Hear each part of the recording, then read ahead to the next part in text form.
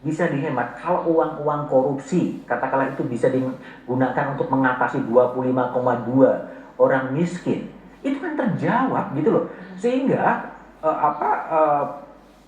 pidato Santo Yohanes Paulus kedua 89 itu tidak perlu diulang lagi.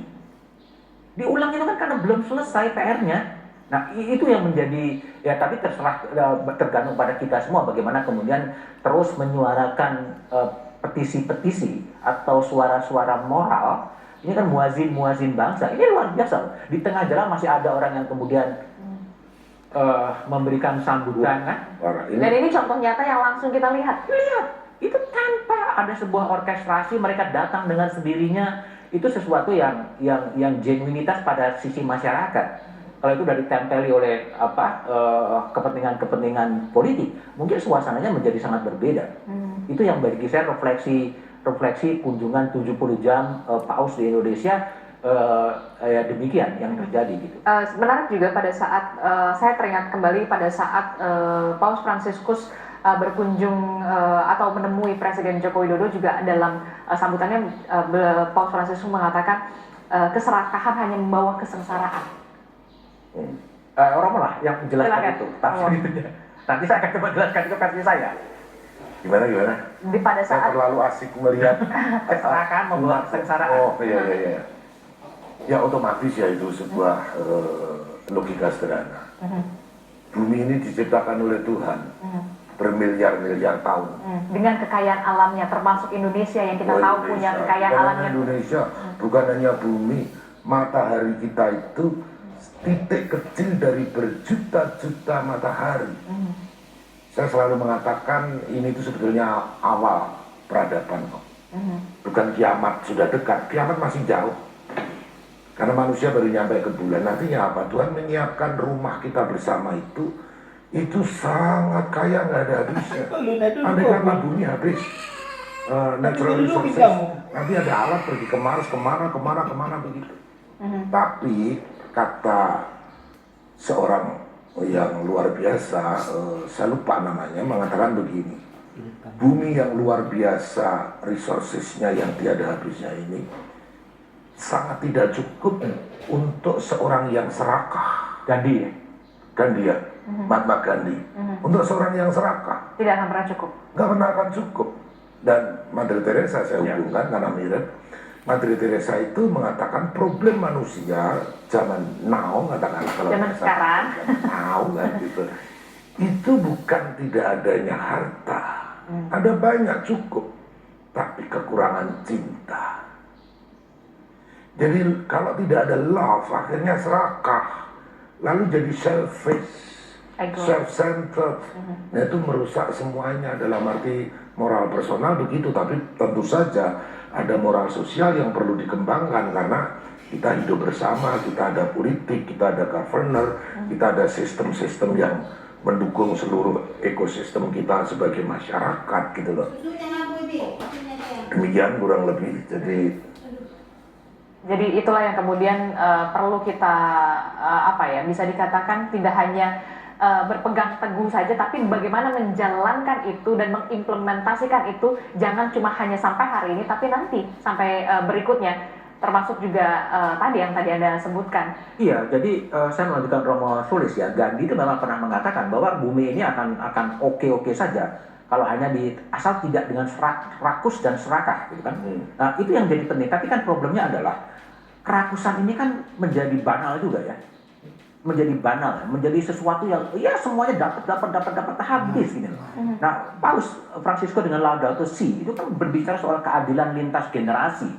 Kamu nih jangan hanya mengeruk kekayaan itu sekarang, tapi perhatikan anak cucu dan buyut. Mau jadi apa itu semua? Nah, ini refleksi yang harus terus disuarakan ya, agar dari semua banyak pesan ya, itu ada yang nancep. Apa yang mau kita lakukan? Apa yang lebih penting? Apa inovasi kebijakan publik selanjutnya yang bisa pro rakyat? Itu kan harus yang itu menjadi PR. Ini mumpung ya 1 Oktober akan ada pelantikan anggota DPR baru, ya kan?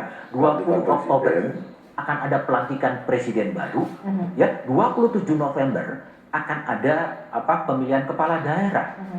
Tidak perlu rakus, gitu. Cukuplah dengan situasi yang ada, sehingga tidak kemudian udah minta itu. Mau buat apa? Tidak perlulah juga kemudian flexing, yang memamerkan semua yang ada, yang dimiliki. Masih ada 25,2 juta orang yang memang tidak bisa apa-apa, gitu. Nah, ini PR yang betul-betul bagaimana kemudian bangsa ini melakukan refleksi yang mendalam dengan melihat sebuah litani genuinitas yang sedang terjadi yang ditunjukkan oleh Paus, gitu.